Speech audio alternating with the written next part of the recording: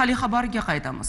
Andijonda o'zganing internet tarmog'idagi rasm va videolarni qo'lga kiritib, ular orqali tamagirlik, tovlamachilik qilgan shaxs aniqlandi. Hozir shu haqda.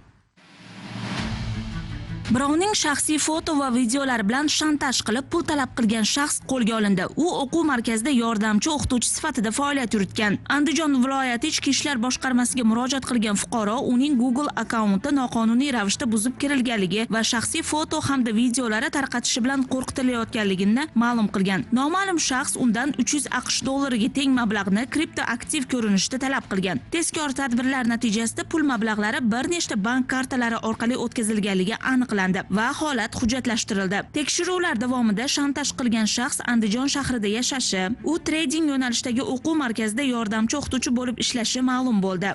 Fuqaroga Telegram orqali aloqaga chiqib, 300 AQSh dollar miqdoridagi pullarni kripto hamyonga o'tkazib berishligini talab qilgan. Ushbu holat yuzasidan fuqaromiz 300 ming so'm miqdordagi pullarni noma'lum shaxs aytgan turli xil plastik kartalarga o'tkazib bergan.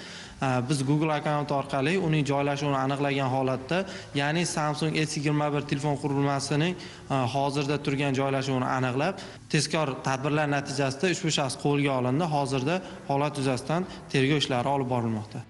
Hozirda mazkur shaxsga nisbatan Jinoyat kodeksining 165-moddasi 1-qismi bilan jinoyat ishi qo'zg'atilib, tergov harakatlari olib borilmoqda. Gulzira Rustamova va Nasiba To'rajonov, Zamon informatsion dasturi uchun